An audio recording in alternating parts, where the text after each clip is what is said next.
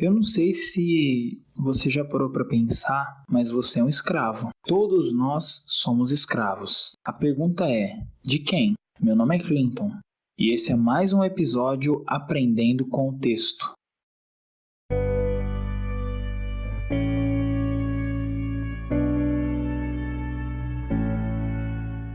Nós vamos meditar hoje no texto que se encontra em Romanos capítulo 6, versículo 14 em diante. Nesse texto, nós vamos refletir um pouco sobre Paulo falando em relação à escravidão do homem. Ele começa no versículo 14 dizendo assim: porque o pecado não terá domínio sobre vós, pois não estáis debaixo da lei, mas debaixo da graça. Pois que pecaremos porque não estamos debaixo da lei, mas debaixo da graça? De modo nenhum. Não sabeis vós que a quem vos apresentardes por servos para lhe obedecer, sois servos daquele a quem obedeceis? Ou seja, a quem você obedece é quem é seu Senhor.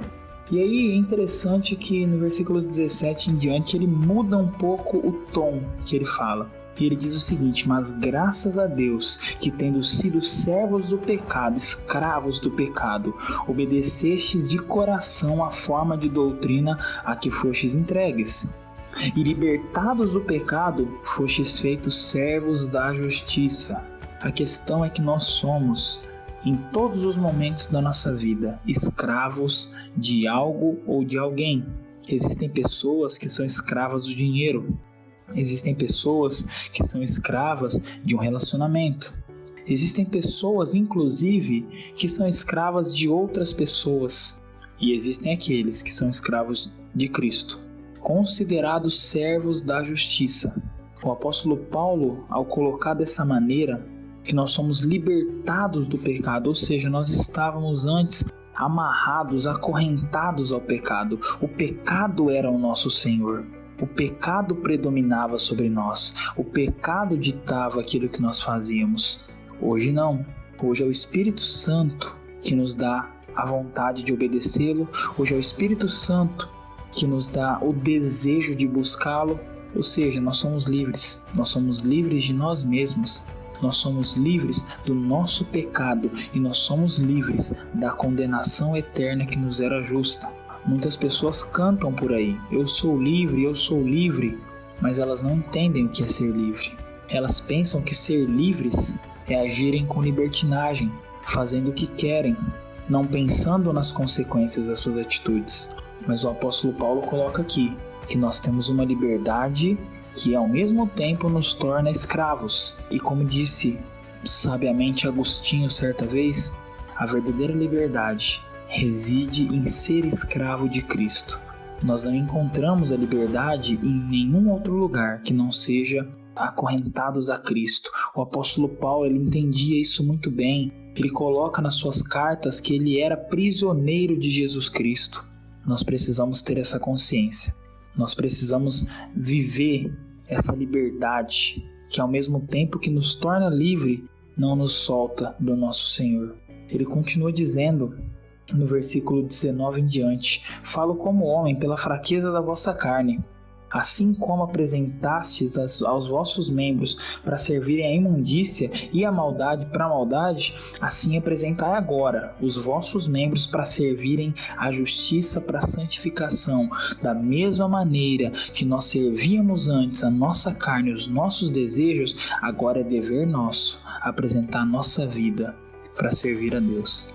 É dever nosso apresentar a nossa vida em sacrifício vivo, santo e agradável a Deus. É isso que o mesmo apóstolo vai dizer no capítulo 12 de Romanos. E ele continua: porque quando eram servos do pecado e estávamos livres da justiça, e que fruto tinham então das coisas de que agora vos envergonhardes?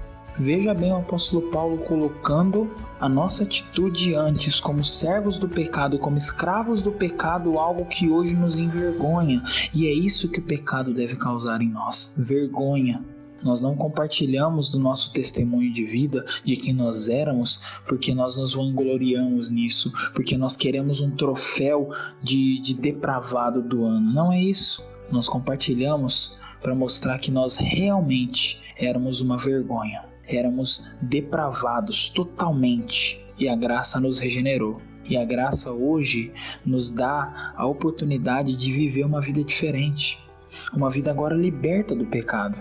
E ele conclui então dizendo: mas agora, libertados do pecado e feitos servos de Deus, tendes o vosso fruto para a santificação e por fim a vida eterna. Porque o salário do pecado é a morte, mas o dom gratuito de Deus é a vida eterna em Cristo Jesus, nosso Senhor. Essa é uma verdade gloriosa. Então não adianta pensarmos que somos salvos se a santificação não é real na nossa vida. Como eu sou santificado? Pela palavra. João 17:17, o próprio Cristo ensinando a santificação pela palavra de Deus, orando a Deus, tendo comunhão com Ele. E precisamos nos avaliar, porque se a nossa vida não condiz com a realidade desse texto, então nós temos falhado e temos falhado muito. E talvez alguns de nós precise urgentemente se arrepender dos pecados, crer em Cristo e assim nascer de novo.